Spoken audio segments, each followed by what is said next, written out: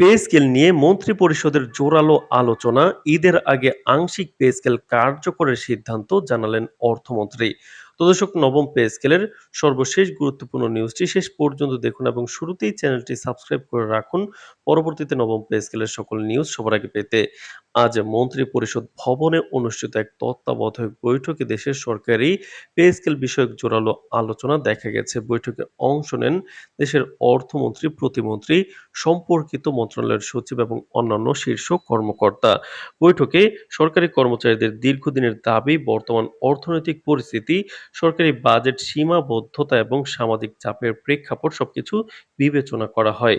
বৈঠকের পর অর্থমন্ত্রী সাংবাদিকদেরকে জানান, ঈদের আগে আংশিকভাবে নবম পে স্কেল কার্যকর করা হবে যাতে সরকারি কর্মচারীরা কিছুটা আর্থিক স্বস্তি পান এবং সরকারি তহবিলের উপর অতিরিক্ত চাপ না পড়ে। অর্থমন্ত্রী বলেন, আমরা সরকারি কর্মচারীদের দাবি গুরুত্ব সহকারে বিবেচনা করেছি। তবে সম্পূর্ণ পে স্কেল কার্যকর করার জন্য আমাদের কিছু প্রশাসনিক ও আর্থিক প্রস্তুতি সম্পন্ন করতে হবে। তাই সিদ্ধান্ত নেওয়া হয়েছে ঈদের আগে আংশিক প্রজ্ঞাপন জারি করা হবে। এটি কর্মচারীদের জন্য ইতিবাচক পদক্ষেপ। তিনি আরো উল্লেখ করেন, আংশিক প্রজ্ঞাপন অনুযায়ী মূল বেতন বৃদ্ধি, উৎসব ভাতা, চিকিৎসা ভাতা এবং অন্যান্য সহায়ক ভাতার হারের বিষয়গুলো অন্তর্ভুক্ত থাকবে। বৈঠকে বিভিন্ন বিভাগের পে স্কেল বিষয়েও বিশদ আলোচনা হয়েছে। শিক্ষা বোর্ড, স্বাস্থ্যসেবা, পুলিশ, প্রশাসনিক কর্মকর্তা এবং অন্যান্য সরকারি কর্মকর্তাদের নতুন বেতন কাঠামো এবং ভাতা সংক্রান্ত তথ্য বিশ্লেষণ করা হয়। কর্মকর্তারা জানান, নতুন পে স্কেল অনুযায়ী সরকারি কর্মচারীদের জীবন মান উন্নয়নে উল্লেখযোগ্য সহায়তা হবে। বিশেষ করে চাকরিজীবীদের ঈদ আনন্দ আরো সমৃদ্ধ হবে। তো দর্শক, ভিডিওটির এই মুহূর্ত পর্যন্ত যারা দেখছেন চ্যানেলটি সাবস্ক্রাইব করে রাখুন পরবর্তীতে নবম পে স্কেলের সকল আপডেট সবার আগে পেতে।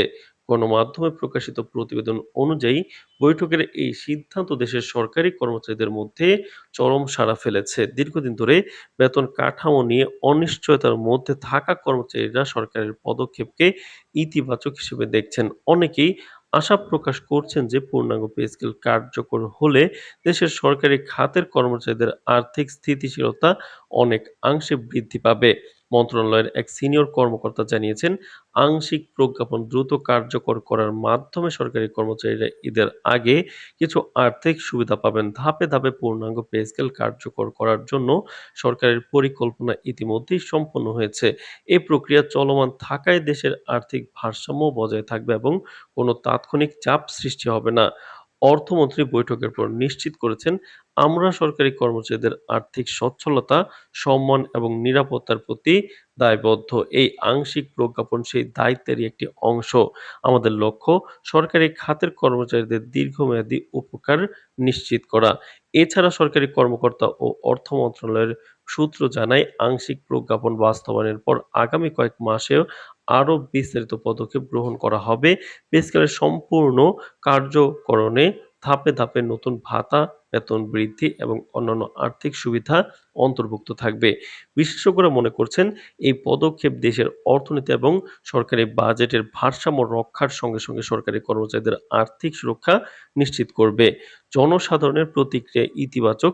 দেশের বিভিন্ন সরকারি অফিসে কর্মচারীরা বৈঠকের সিদ্ধান্তকে ঈদের আনন্দের সঙ্গে তুলনা করেছেন। অনেকেই বলছেন, দীর্ঘদিন ধরে পে স্কেল নিয়ে অনিশ্চয়তার মধ্য দিয়ে যাওয়া তাদের জন্য একটি বড় সুখবর। বিশেষ করে যারা স্বাস্থ্যসেবা, শিক্ষা ও প্রশাসন খাতে কাজ করছেন। তারা নতুন বেতন কাঠামো কার্যকর হওয়ার পর আর্থিক নিরাপত্তা বাড়বে বলে আশাবাদী। তো দর্শক, ভিডিওটির এই মুহূর্ত পর্যন্ত যারা দেখছেন চ্যানেলটি সাবস্ক্রাইব করে রাখুন পরবর্তীতে নবম পে স্কেলের সকল আপডেট সবার আগে পেতে। তো দর্শক, এছাড়া সরকারি কর্মকর্তারা কিন্তু নবম পে স্কেলের জন্য অপেক্ষা করছেন। আগামী সপ্তাহে পুরো দেশের সরকারি অফিসে নতুন আংশিক প্রজ্ঞাপন অনুযায়ী কার্যকর পদক্ষেপ নেওয়া হবে বলে জানা গেছে। সরকারের পক্ষ থেকে বলা হয়েছে, পূর্ণাঙ্গ পে স্কেল কার্যকর হওয়া পর্যন্ত এই আংশিক প্রজ্ঞাপনই সরকারি কর্মচারীদের আর্থিক সহায়তার প্রধান মাধ্যম হিসেবে থাকবে।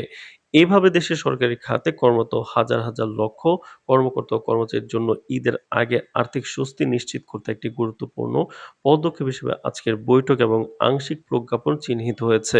দেশের অর্থমন্ত্রী সরকারি বাজেট এবং সামাজিক শান্তি বজায় রেখে সরকারি কর্মচারীদের স্বার্থ রক্ষা করা সরকারের প্রধান লক্ষ্য হিসেবেও পদক্ষেপকে দেখা যাচ্ছে। তো দর্শক, নবম পে স্কেলের পরবর্তী আপডেট পেতে চ্যানেলটি সাবস্ক্রাইব করে রাখুন। আজ এ পর্যন্তই, ধন্যবাদ।